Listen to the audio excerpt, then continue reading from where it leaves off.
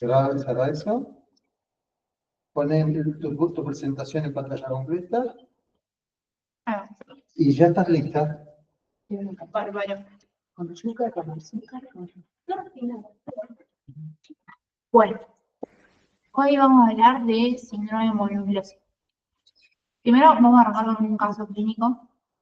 Después todos los diagnósticos diferenciales que se pueden plantear cuando llega un paciente con un síndrome mononucleósico. Vamos a hablar por ahí de los más prevalentes en la población pediátrica. Y por último, cómo estudiarlo y después les dejo la bibliografía. Bueno, BS es un niño de 2 años que consulta a la guardia por mala actitud alimentaria y fiebre, ya diagnosticado con faringomigalitis sin respuesta al tratamiento antibiótico. Los padres referían que para el momento de la consulta, consultó el 17 de octubre, el nene tenía odinofagia, fiebre, decaimiento y mala actitud alimentaria. No era que el nene no quería comer, sino que no podía comer. El paciente ya había cumplido 10 días de tratamiento de antibiótico empírico para amoxicilina más ácido clavulánico por una faringomigalitis estreptocóxica sin mejoría clínica. O sea, cumplió los 10 días, terminó el tratamiento, continuaba febril, decaído, sin poder comer, y por eso deciden consultar a la guardia. No eran de acá de La Plata. ¿Tenía faringomigalitis estreptocóxica diagnosticada estrepto o suponía que era estrepto? Ahí viene como antecedentes, la madre refería que desde marzo venía con estos cuadros a repetición, para los cuales le daban el tratamiento antibiótico, pero no refería nunca que lo habían hisopado. Jamás tuvo el diagnóstico etiológico, siempre fue un tratamiento empírico. Primero era solo con amoxicilina, los primeros 2 cuadros fueron solo con amoxicilina, creo, y ya los últimos 2 que tuvo, le habían agregado el clavulánico. Por este motivo, ya había realizado interconsultas con neumonología y otorrinolaringología. Como todo acuerdo que estuvo mal, ¿no? Sí. ¿Sí? Vamos a hablar de eso también. ¿Cómo? Que Está estuvo mal. mal. Porque aparte es un nene de 2 años. ¿Sí? Ni siquiera es la edad más frecuente para que pueda tener una faringitis tóxica. Pero ya, además, el estreptococo nunca es resistente a la amoxicilina. Claro, A veces no tiene ninguna indicación. De hecho, A veces no te alcanza la amoxicilina o la cetoquina para erradicarlo. claro, Por eso se usa la rifampicina. Eso es otro capítulo. Pero no hay ninguna indicación para Para los 2 años en la comunidad de 2 años indicar la amoxiclavular. se usa muchísimo. Es mal. ¿Eh? Es más de lo que crees. Sí, ya Sí, sé. sí, vienen a la guardia, vienen todos con la amoxiclavular. Sí. Bueno, y también, a partir de esta interconsulta con otorrino, la médica le había indicado cirugía por una hipertrofia amigdalina que tenía para noviembre, o sea, un mes después de su internación. Su médica repetía amigdalitis. Sí, había tenido varios cuadros desde principios de marzo, pero jamás había sido hisopado. Los primeros cuadros Estaba totalmente estudiados. No. Los primeros cuadros le habían dado amoxicilina, había respondido bien, y este último fue el que, habiendo hecho 10 días de amoxicilina con ácido clavulánico, no presentaba mejoría. Como antecedentes personales, un recién nacido a término de 38 semanas, estuvo solamente 5 horas en neo por mala adaptación al medio, y como dato importante de la anamnesis, surgió que vive en un campo, en las afueras, con su papá, su mamá y su hermano que está en edad escolar, y tiene contacto con animales. O sea, el nene juega, no tienen ganado, pero en el campo entran animales porque no estaba cerrado completamente. Y no concurre a la guardería. Al examen físico estaba en un regular estado general, febril, hemodinámicamente estable y una actitud álgica.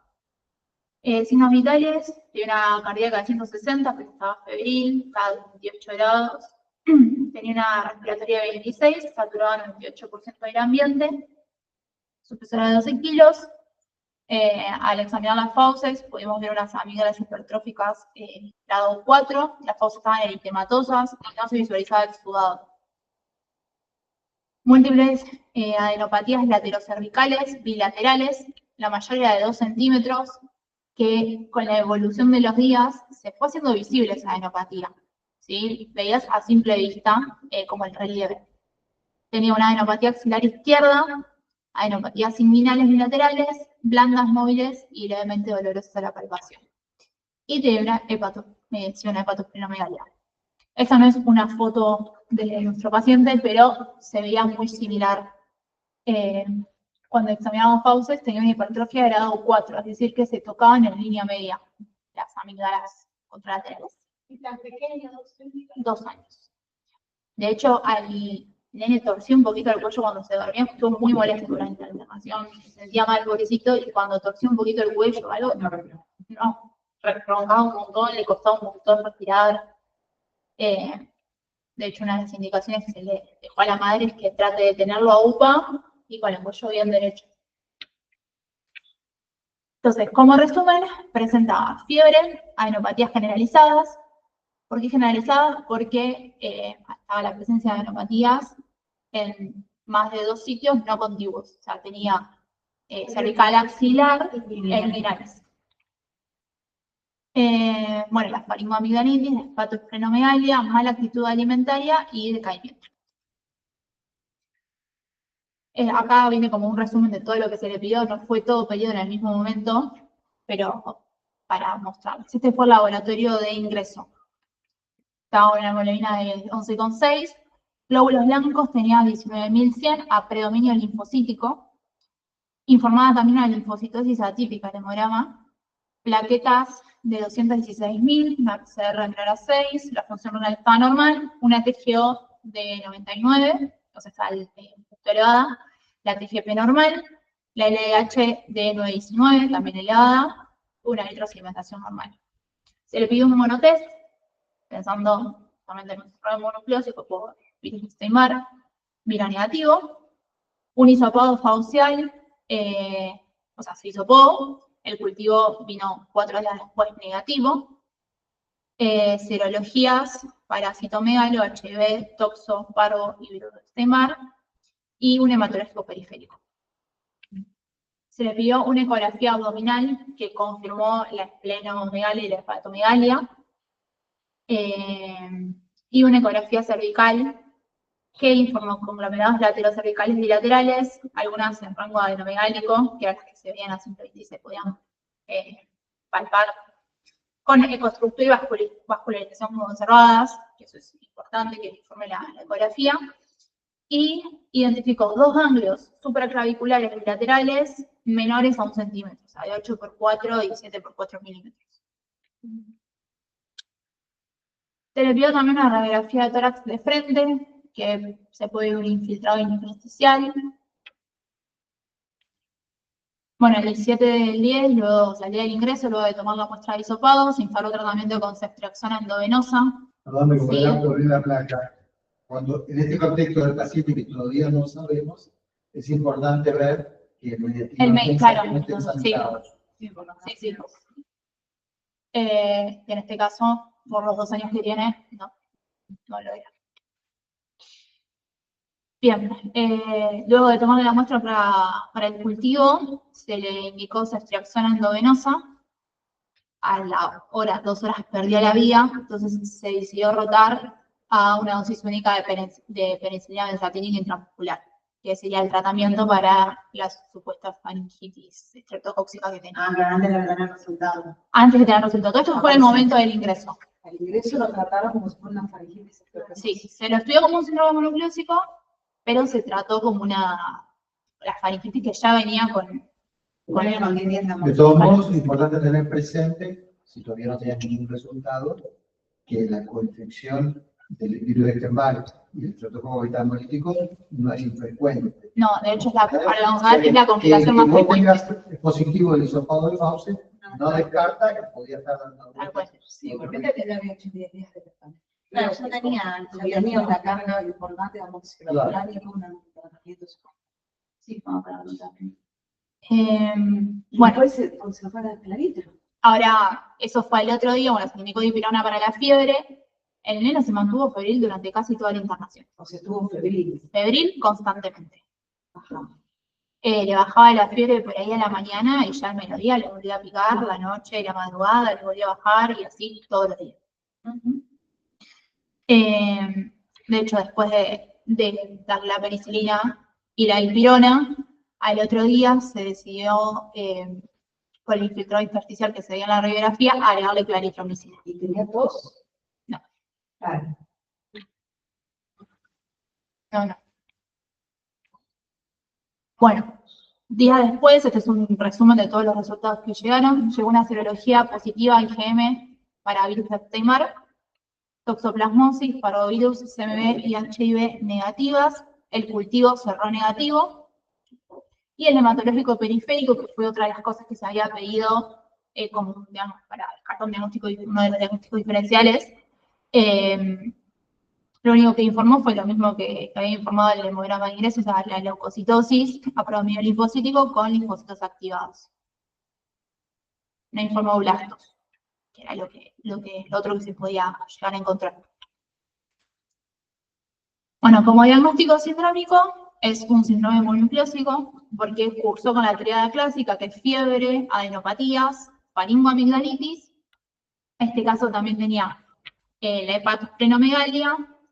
Puede cursar o no con exantema, en este caso no cursó con exantema este niño, a pesar de haber recibido tratamiento con amoxicilina y con penicilina después. Puede cursar con linfomonocitosis y la linfocitosis atípica, que es bastante constante en algunas de las posibles etiologías. Como dije, la triada clásica son los primeros tres, las fiebre, adenopatías y las faringoamigdalitis. Después se puede sumar la hepatosplenomegalia, el exantema y la linfomonocitosis dependiendo de la causa o la etiología del síndrome de María. Digamos que diferenciales hay un montón. Acá puse los más frecuentes en pediatría. A la cabeza la mononucleosis infecciosa, el citomegalovirus, el herpes humano tipo 6, el herpes simple tipo 1, la primera infección, el síndrome retroviral agudo, sobre todo en adolescentes, por HIV, faringoamigdalitis bacteriana, Bartonella, sífilis secundaria, toxoplasmosis, el Chagas postrafuncional, que es muy frecuente hoy, pero está escrito también, las enfermedades oncomatológicas, las reacciones adversas a fármacos y la linfomonocitosis infecciosa aguda. Las causas más frecuentes son las virales, ¿sí? Dentro de las virales tenemos una familia, que es la familia de los herpes, o la familia Herpeviridae, que es la que tiene más prevalencia como agente etiológico. Tenemos, en el 90% de los casos, se da por el virus de Epstein-Barr. Después le sigue el citomegalo y el herpes humano tipo 6, con el 7 al 9% más o menos de los casos. Después le sigue el herpes simple tipo 1, que tiene una prevalencia alrededor del 6%. Después el VIH y los virus de la hepatitis, principalmente el virus de la hepatitis A, con una prevalencia menor al 2 y al 1%. Bien, la familia de los herpes, la familia de Herpeviridae, tiene esta característica, bueno, son en realidad varios virus que se agrupan por compartir una característica morfológica, son virus ARN catenarios envueltos, pero también tiene esta característica de generar unos ciclos de latencia y reactivación, una posible integración al genoma celular, y todas lo comparten. Por eso se agrupan y son todas partes de la misma familia. Como agentes del síndrome mononucleósico, el virus de Epstein-Barr, el citomegalo, el herpes tipo 6 y el herpes simple tipo 1. ¿El 6 es el exantema súbito? Sí, el del exantema súbito. Cuando nosotros tenemos estos ciclos de reactivación, estos momentos de reactivación en realidad, está relacionado con inmunosupresión, ¿sí?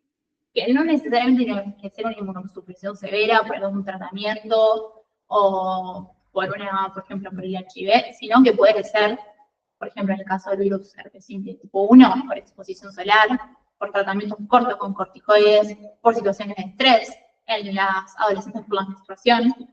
No necesariamente tenemos que pensar en una inmunosupresión severa. Bien. Y otra cosa importante son virus muy prevalentes. O sea, la gran mayoría de la población está infectada, solo que está en un estadio latente, ¿sí? Lo tenemos en nuestras células, pero estamos latentes, o sea, el virus está latente, no está generando signos y síntomas. ¿En algún momento de la vida se puede reactivar? Sí. Y muchas veces lo que pasa es que las primoinfecciones son las sintomáticas y después están en estado de latencia para el resto de la vida y nunca vuelven a reactivar. Un ejemplo claro es la varicela, que no sería el caso del síndrome monoclínico, pero la varicela es la primoinfección por el virus de varicela zoster, que puede o no dar una reactivación como herpes zóster por después de los 50 años por la senescencia inmunológica o antes por otras situaciones de inmunodepresión. Bien. La mononucleosis infecciosa es el síndrome mononucleósico que se da por virus de eczema. Es decir, si nosotros tenemos un síndrome cual no sabemos la etiología, no es correcto decir que tiene una mononucleosis infecciosa. Porque para eso deberíamos tener la certificación o el diagnóstico etiológico, el diagnóstico definitivo. Como dije, produce el 90% de los síndromes. La primoinfección suele ser asintomática en niños, sobre todo en niños pequeños, y la mononucleosis infecciosa como tal, o sea, con signos y síntomas, es más frecuente en adolescentes y adultos jóvenes.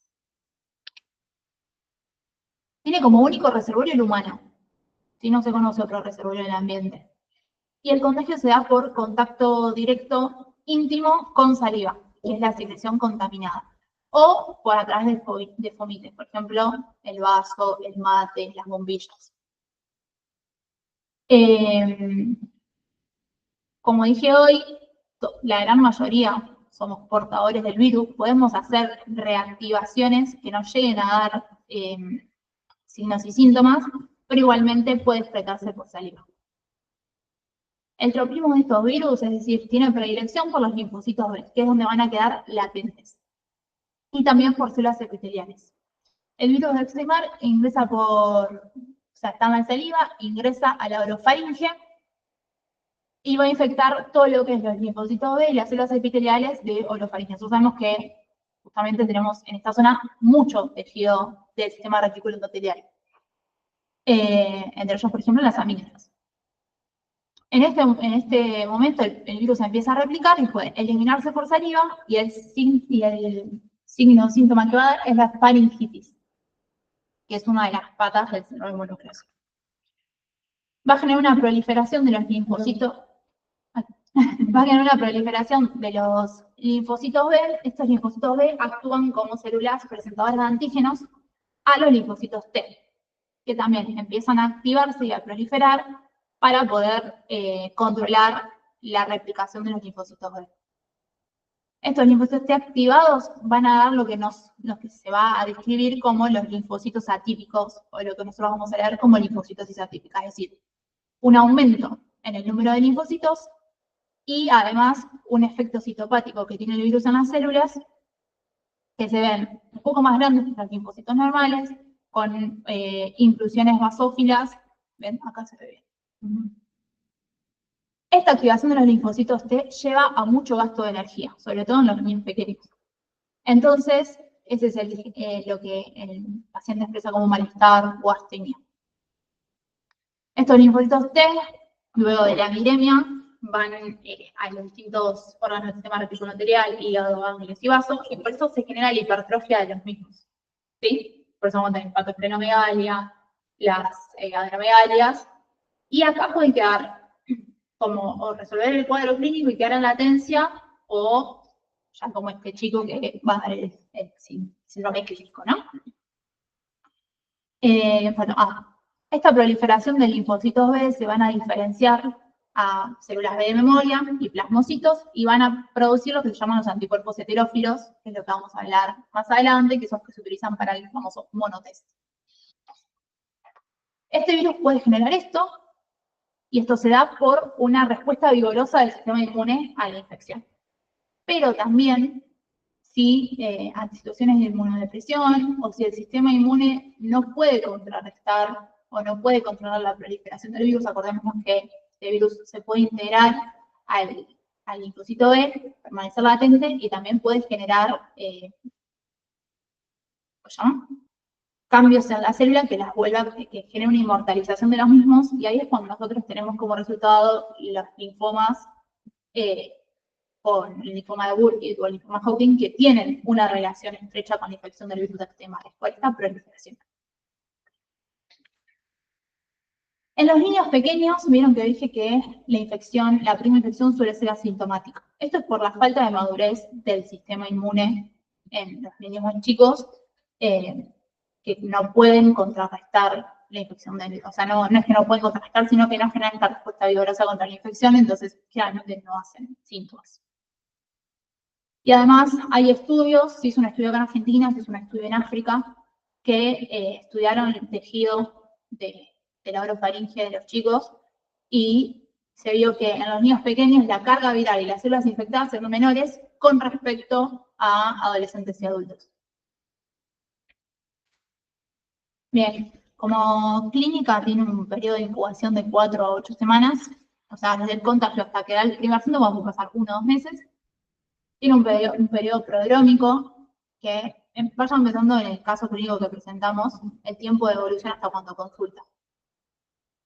Tiene un periodo prodrómico de 1 a 2 semanas, con malestar general, mialgias, decaimiento, cefalea, sudoración, febrícula abdominal. Y después el periodo de estado cuando debuta con el síndrome mononucleótico propiamente dicho, la faringitis, la fiebre y las adenopatías. La faringitis, que acá puede venir la confusión con la faringitis estreptocóxica, puede cursar con un exudado de grisáceo, que muchas veces se confunde, o sea, pelearán placas, y se confunde con el exudado estreptocóxico o la faringitis pultácea. La fiebre, que suele ser fiebre elevada, y las adenopatías que pueden ser localizadas o generalizadas. Generalmente son localizadas a nivel cervical, pero puede cursar con adenopatías generalizadas. Hepatitis anictérica, esplenomegalia, hepatomegalia, edema palpebral, alteraciones hematológicas, exantema, que el exantema generalmente se da cuando se medica con amoxicilina. Que es tenemos. Que a este nene no le pasó. Que ver el porcentaje. Sí, Pero siempre. es alrededor del 5% de las veces. Yo vi un montón. Sí, Es principalmente con amoxicilina, pero puede darse con otros betalactámicos también. Igual el virus per se puede producir Sí, exantema. y también puede producir exantema del virus per se.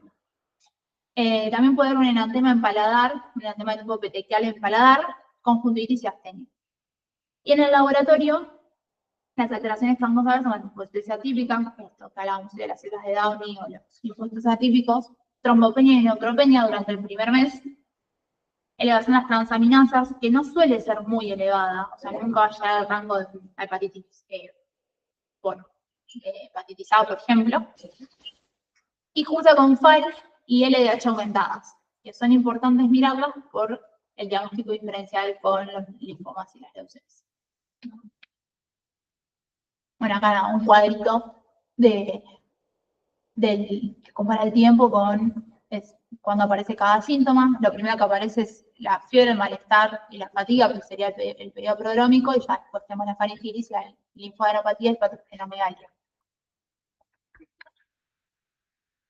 ¿Cuáles son las complicaciones? La más frecuente de la cabeza, la sobreinfección bacteriana de la faringoamigdalitis, que es lo que hablábamos hoy. Obstrucción de la vía aérea por hipertrofia amigdalina, y ya más raras, meningoencefalitis, anemia hemolítica y trombocitopenia. La rotura esplénica se da cuando, en la mayoría de los casos, cuando cursa con esplenomegalia. Y es generalmente en respuesta a un trauma. Bien, como diagnóstico, tenemos como dos pilares para hacerlo. Por un lado tenemos los anticuerpos heterófilos, que son anticuerpos formados contra antígenos de la membrana de las células infectadas. O sea, son anticuerpos que forman linfocitos B contra antígenos que expresan la membrana de células que tienen el virus. Tenemos dos: el monotest y la prueba de Pol-1. Generalmente se usa el monotest porque es el que mayor sensibilidad y especificidad tiene un mayor rédito que la prueba de Pol-1. Dio negativo. Se llaman anticuerpos heterófilos porque tienen la característica son anticuerpos humanos, pero reaccionan de manera cruzada contra glóbulos rojos de otras especies. En este caso, glóbulos rojos de caballo y glóbulos rojos de oveja, dependiendo de cuál prueba usemos. Si hay una aglutinación, es decir, que se une la IgM, que es el anticuerpo este que se utiliza, con el glóbulo rojo, quiere decir que los anticuerpos están presentes, entonces hablamos de un paciente seropositivo. En el caso de que no veamos aglutinación, hablamos de paciente seronegativo. ¿Pero qué pasa? En adolescentes y adultos la sensibilidad del test es elevada. Es alrededor del 70 al 90%. No es altísima, no es ideal, pero es alta. En niños pequeños, sobre todo en menores de 2 años, la sensibilidad decae mucho. ¿Por qué? Porque se acuerdan que hoy hablábamos que la respuesta inmunológica del nene contra el virus no es la óptima. Entonces, estos anticuerpos suelen no formarse o no estar a niveles detectables. Entonces, en niños menores de 10 años, la sensibilidad es de hasta un 50%. O sea, cae a casi la mitad de lo que era para los adolescentes. Y en menores de 2 años, cuando el sistema inmunológico no está totalmente desarrollado, llega a un 30% nada más. Entonces, falsos negativos, niños obviamente recién nacidos e infección temprana. Porque durante la primera semana todavía no hay seroconversión. Y también tendría para aclarar que hay muchos falsos positivos. Ahí vamos. Puede permanecer positivo hasta un año post-infección. O sea, hoy te infectas con el virus, dentro de 8 meses tenés un síndrome mononucleótico por cualquier otra causa y el monotest todavía te puede dar positivo. Por eso sirve, es una buena herramienta, pero hay que verlo en el contexto clínico del paciente también. Y falsos positivos, la mayoría es por enfermedades autoinmunes, pero también por ejemplo, infección por HIV puede haber falsos positivos. Son bastante infrecuentes por las infecciones, pero pueden haber. No sé si vos conocés algún otro. Eso. La población adulta casi todo es positivo. Claro, y eso es lo otro, que vos podés, esto que hablábamos hoy, no solo del año de latencia, sino que vos podés haber infectado, nunca haber hecho clínica, igualmente que te dé positivo. Arriba de 20 años, no haber tenido contacto con CMV, con el Epstein-Barr es excepcional. Bueno, Bien, entonces, para subsanar esto, nosotros lo que tenemos es la serología específica, que es la serología que se forma específicamente contra antígenos que produce el virus. Tenemos el antígeno de la cápside, el antígeno del núcleo y el antígeno temprano. El antígeno de la cápside se puede medir tanto IgG como IgM. El antígeno del núcleo es un antígeno que se produce cuando el virus entra en estado de latencia. Y el antígeno temprano se produce, como dice su nombre, de manera temprana. Esa es la cinética de la respuesta inmune. En negro vemos los anticuerpos heterófilos, vemos que aumenta, tiene su pico durante este cuadro que está en el medio, que sería el momento de la infección sintomática, tiene su pico y después empieza a decaer. Lo mismo que el IgM anti-BCA, que sería el antígeno de la cápside, tiene el pico tempranamente y empieza a decaer. Y el antígeno temprano es lo mismo, ¿sí? Ahora, miremos esta línea punteada, que es el IgG del antígeno de la cápside, que se eleva más tardíamente, como más en meseta la elevación, y el pico llega casi en el momento de que empieza la recuperación, el periodo de convalescencia.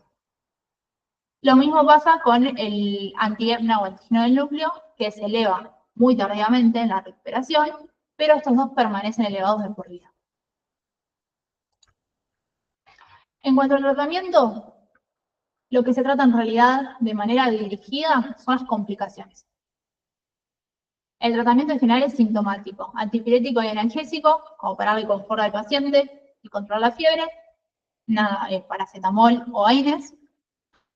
Hidratación y nutrición muy importante, y el reposo relativo de 4 semanas aproximadamente, es por esto de la esplenomegalia y del riesgo de ruptura.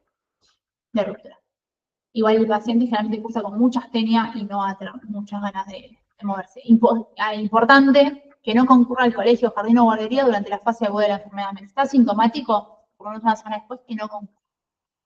Porque es el momento de mayor expresión del virus. y por el riesgo también de traumático.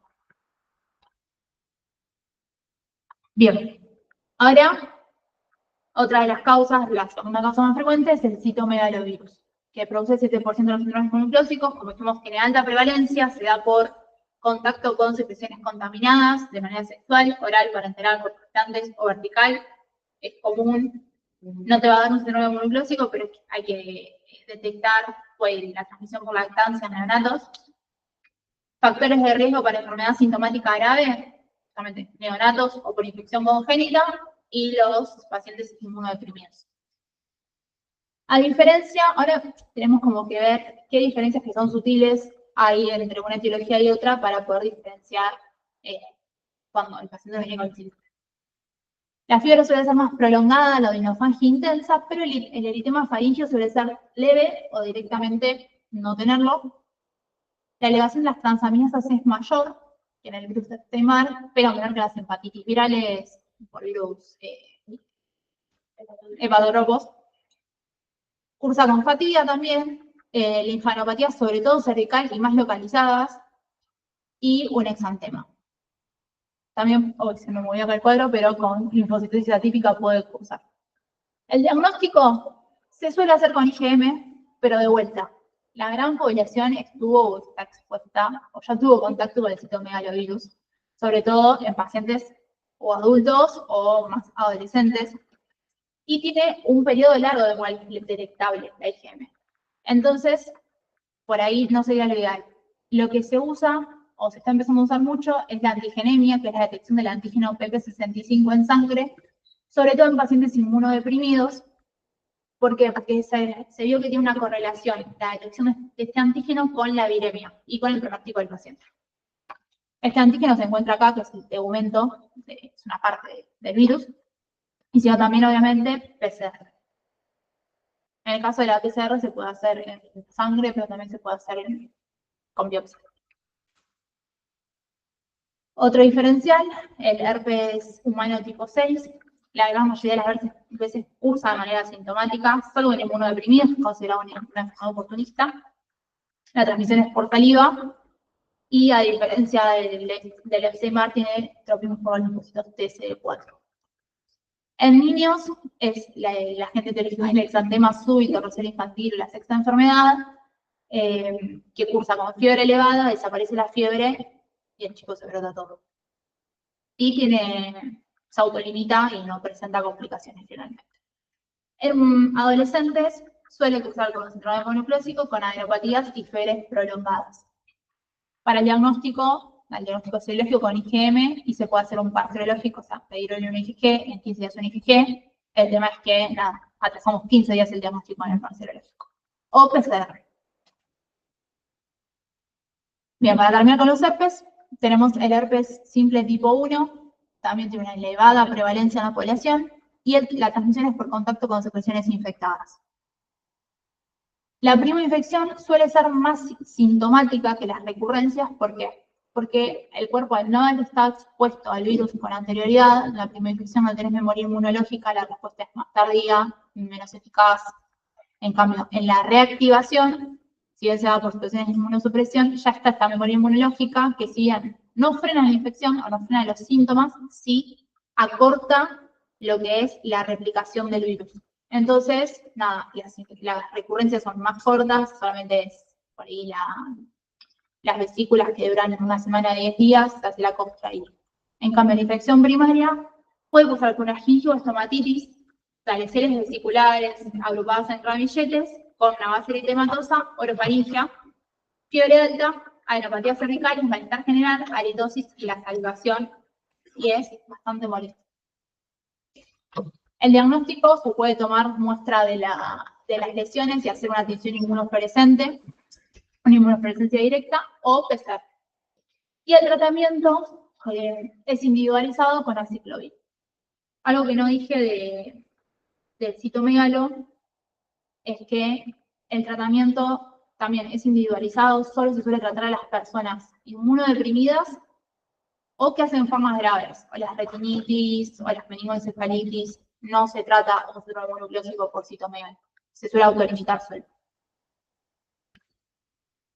Bien, Después tenemos como otra etiología viral, el síndrome retroviral agudo, que es la infección aguda por el virus de HIV, es mucho más frecuente en adolescentes, por un lado por este tema de la maduración de la respuesta inmune y por otro lado porque este tipo de cuadro clínico se da ante la infección adquirida, no la infección congénita.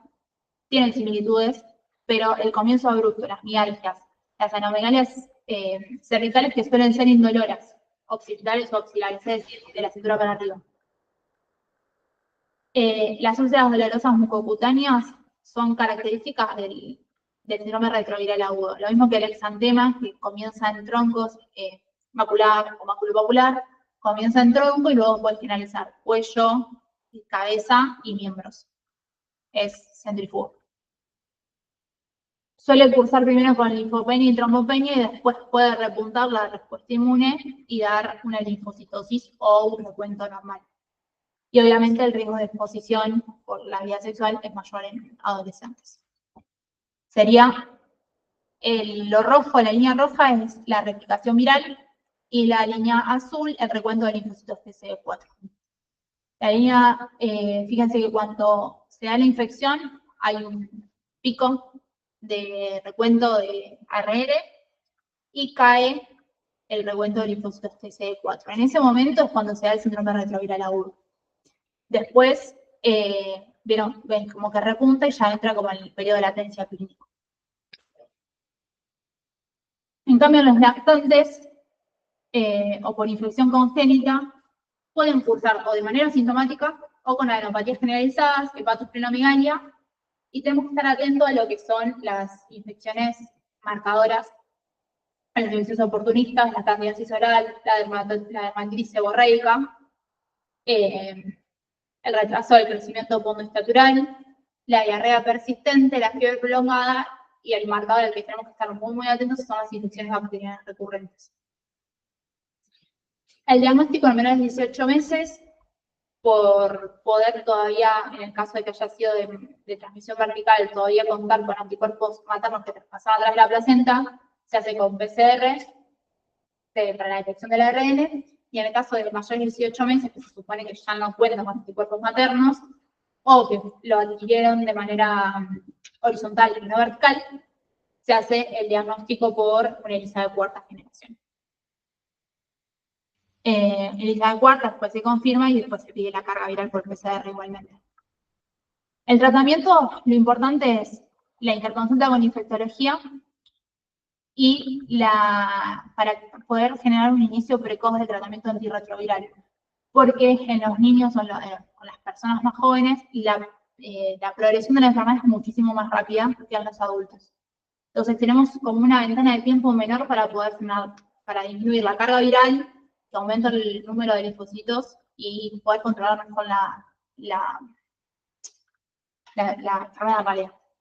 Leí que en los lactantes, por ejemplo, el periodo de progresión de infección a SIDA es 4 a 6 años, o sea, corto en comparación de los adultos. En el momento en que tenemos que tener cuidado con el inicio del tratamiento antirretroviral es cuando hay presencia de infecciones oportunistas que pueden afectar el estado general del paciente.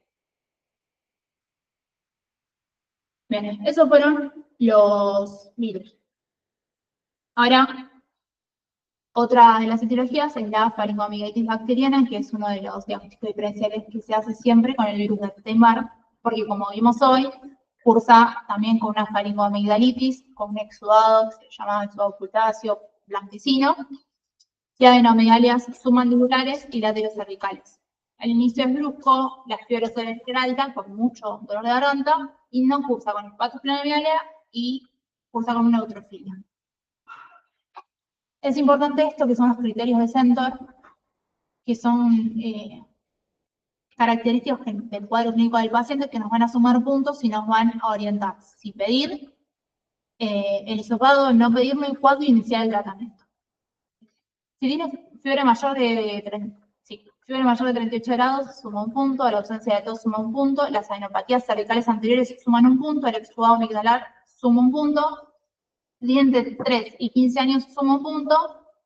Por debajo de 3 años, en realidad, es muy frecuente la infecciones estreptotóxicas generalmente son virales, la faringitis. Entre 15 y 45 años no suma puntos, y mayores de 45 te resta un punto. Esto es por la prevalencia de la infección. De 0 a 1 punto se descarta la etiología, entonces no se realiza ni siquiera el estudio microbiológico. De 2 a 3 puntos se hace el estudio microbiológico, se espera el resultado y se trata solo si es positivo. De 4 a 5 puntos se realiza el estudio microbiológico e iniciar el tratamiento antibiótico.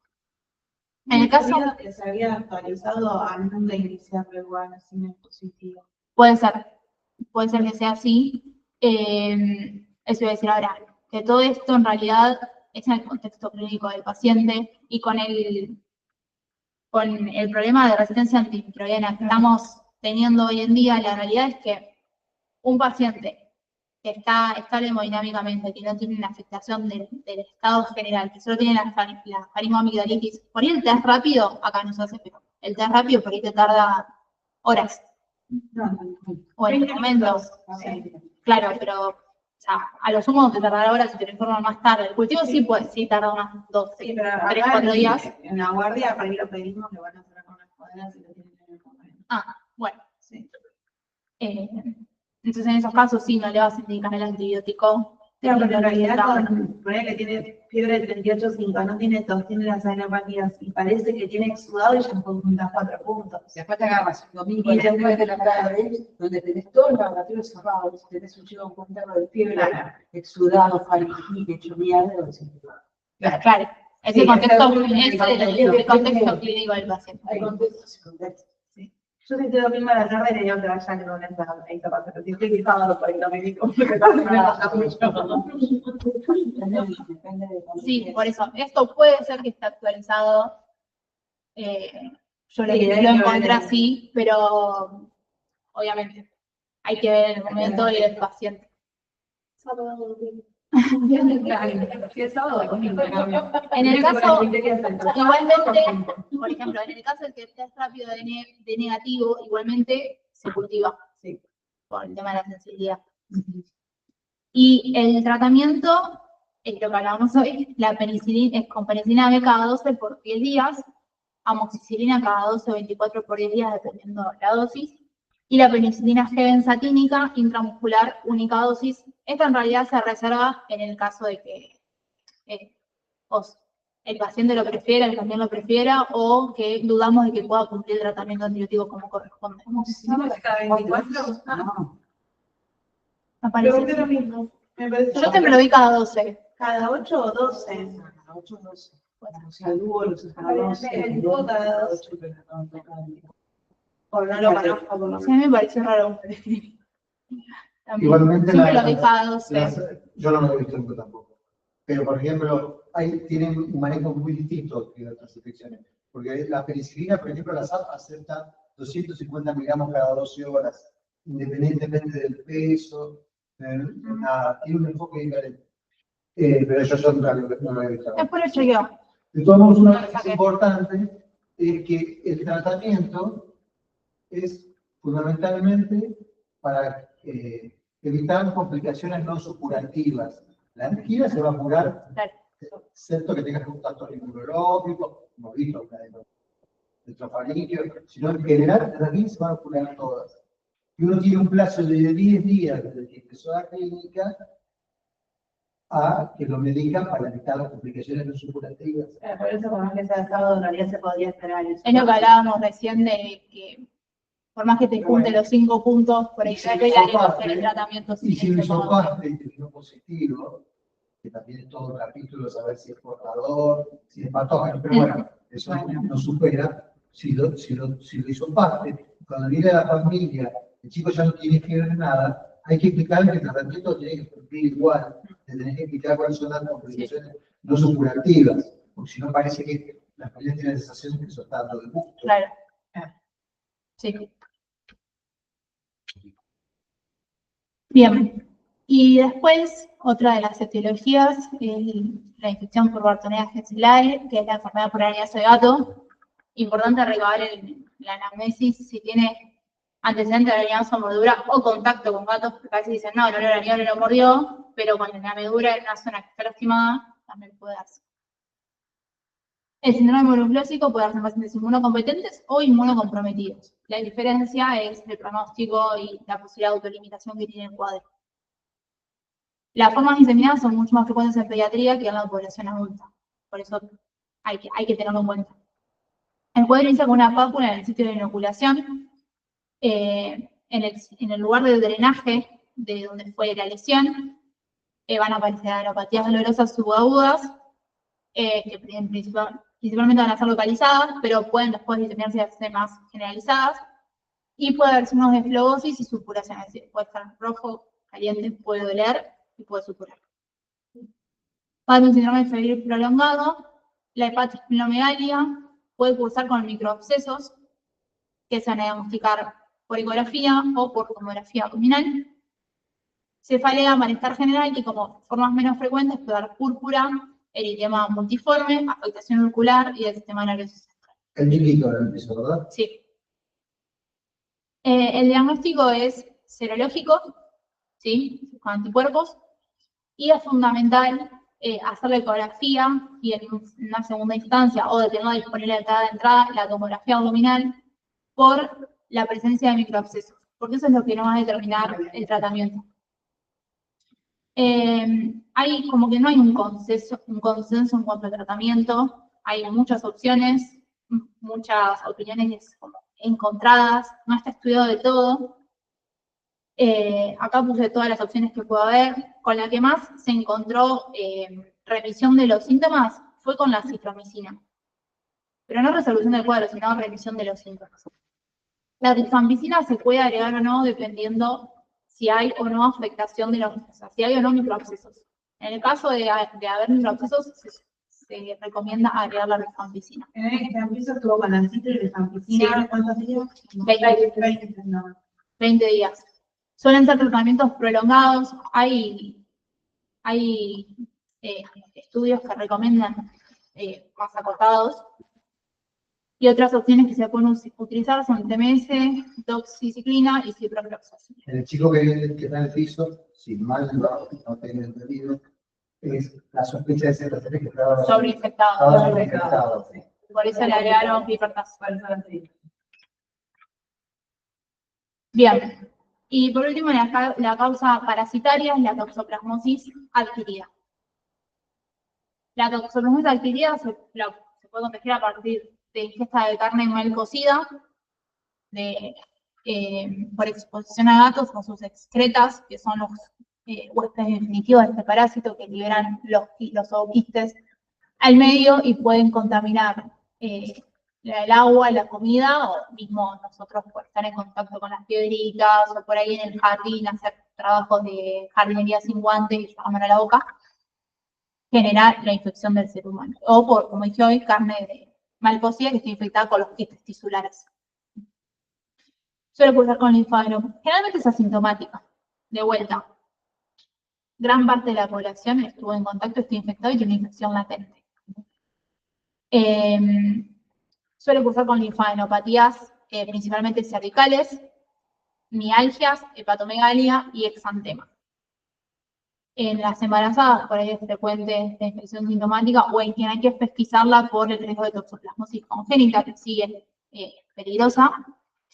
Y en pacientes inmunocompetentes que la tienen de manera adquirida, suele ser autolimitado o asintomático.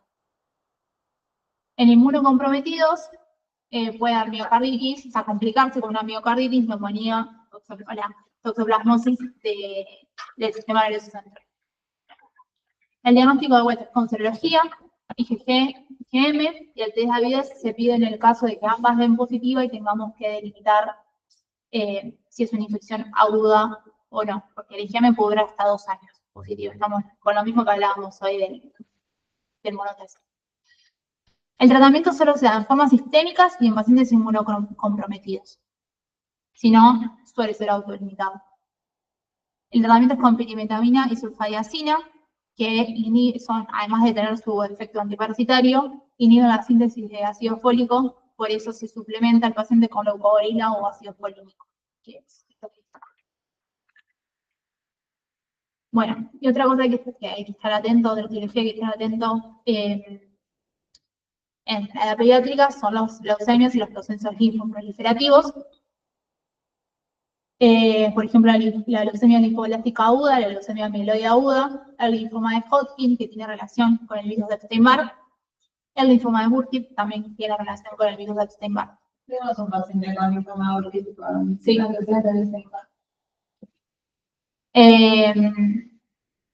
Esto de la relación con el virus de Epstein-Barr era lo que hablábamos hoy de que se genera una inmortalización de los linfocitos B que el sistema inmune no puede frenar. El proceso es muchísimo más complejo, pero bueno, ya veremos. Acá está el pico de incidencia de lo que son las leucemias y los linfomas de Hodgkin, es alrededor de los 4 o 5 años de edad. Este es un cuadro de eso. Y ya de manera más tardía tenemos la enfermedad de Hodgkin, los sarcomas. ¿Qué son los signos que nosotros tenemos que estar atentos a las banderas, las llamadas red flag o banderas rojas, para pensar en un proceso maligno? Que las linfadenopatías sean persistentes, que no respondan, si nosotros pensamos en la etiología bacteriana, que no hayan respondido a la etiología, al tratamiento antibiótico o al antiinflamatorio, que estén adheridas a planos profundos, que sean pétreas o no dolorosas, que estén en ubicaciones en las cuales no debería, o sea, que la presencia de ganglios implica un ganglio patológico, por ejemplo, los supraclaviculares o los epicroleares. Los síntomas B, fiebre, sudoración nocturna, pérdida de peso, síndrome de repercusión general, la elevada de leucocitosis con presencia de blastos en hematológico periférico, leucopenia, plaquetopenia, anemia, pero puede cursar solo con una citopenia, o sea, solo con una serie afectada o con un hemograma normal. Y el LH y ácido úrico suelen estar elevados por la alta tasa de, o sea, tienen un crecimiento o una evolución muy rápida. El diagnóstico, en principio, lo primero que hay que hacer es el hematológico de sangre periférica para detectar la presencia de blastos, una radiografía de tórax de frente y perfil, por lo que decíamos hoy de ver el ensanchamiento del mediastino, porque puede cursar con el ensanchamiento del mediastino, y después ya, obviamente, se consulta con hematología, oncología, para determinar la toma de biopsias, realmente una función de aspiración de médula ósea o de los ganglios. La remisión espontánea de un ganglio no es sinónimo de que no son pueblos. ¿Sí? Un ganglio, un linfoma, puede remitir espontáneamente. Y no hay que perder la vista de seguimiento. Bueno, y después otras causas menos frecuentes, reacciones adversas a fármacos, como antiepilépticos, la penicilina está estricto, es raro, pero puede pasar. Isoniazida, minociclina, van a cursar con linfomonocitosis, agrameales y generalmente exantema, por ahí lo más frecuente. Y después la linfomonocitosis infecciosa aguda, que es un cuadro que se da en el transcurso de un cuadro de infección de vías aéreas superiores, que va a cursar con leucocitosis y aumento de los linfocitos inmaduros. Entonces, si nosotros tenemos un síndrome mononucleósico, nos tenemos que parar de, bueno, ¿qué es lo más frecuente? Dijimos que era el virus de Epstein-Barr. Entonces vamos a abrir el hemograma para ver cómo está el recuento de linfocitos, y de leucocitos, a predominio de qué, y si es linfocitosis atípica, y el monotest. Un monotest positivo te va a confirmar la infección. Obviamente siempre evaluando todo en el contexto del paciente. ¿Sí? Sabemos que si un paciente con una enfermedad autoinmune, bueno, el monotest lo tenemos que ver. Ahora, si un paciente con un síndrome mononucleósico sin antecedentes, se puede confirmar una infección. Un monotest negativo y que el paciente tiene un hemograma compatible con la infección, por ejemplo, más de 4.000 linfocitos por mililitro cúbico, o que los leucocitos, el recuento de mononucleares sea mayor al 50%, que haya más de 10% de linfocitos atípicos, o que el paciente sea menor de 10 años, que puede ser un falso negativo por su edad, se pide la serología específica. Ese es nuestro paciente.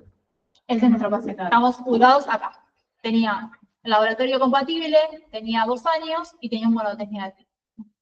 Entonces, se le pide la serología específica. Si el IgM de BCA y el antígeno temprano, el anticuerpo antiantígeno temprano vienen positivos, te va a confirmar la infección porque son los anticuerpos dirigidos contra antígenos específicos del virus.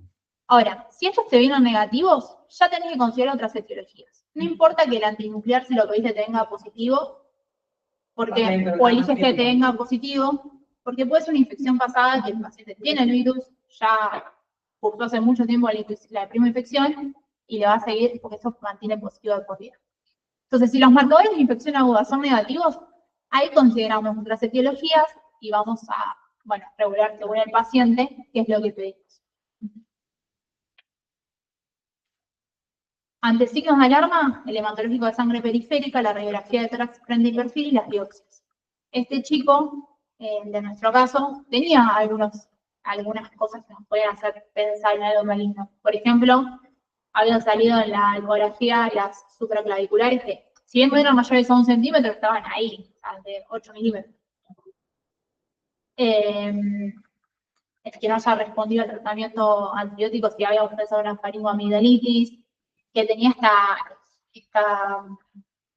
este síndrome de repercusión general, se quiere, porque había descendido de peso, que no sabíamos si era por la mala conducta alimentaria que traía o por otra cosa. Entonces, y que venía desde hace muchos meses. Si hay otras etiologías descartadas, antecedentes epidemiológicos fuertes o signos de sintomatología específica de otra enfermedad, ahí pasamos a considerar la enfermedad por anexo de gato, infecciones a fármacos, la linfomonocitosis, los virus de la hepatitis, rubiola, enterovirus, Francisella, Mycobacterium tuberculosis, eso, dependiendo de la característica de la adenitis, y la sífilis secundaria. Pero estas no es tan frecuente, no es que no son frecuentes los virus o las bacterias, sino que no es frecuente la presentación como un problema de mononucleosis en pediatría. Entonces, ¿cuál es el rol del pediatra cuando llega el paciente? Reconocer el cuadro clínico típico, conocer los hallazgos analíticos y marcadores serológicos de cada etiología, realizar el seguimiento del paciente, detectar y tratar las complicaciones y reconocer el momento oportuno para realizar las interconsultas con estos especialistas. Esta es la bibliografía. Acá puse por ahí lo que más usé, si quieren más, guardé más. Esto es lo que usé para hacer el PowerPoint. Y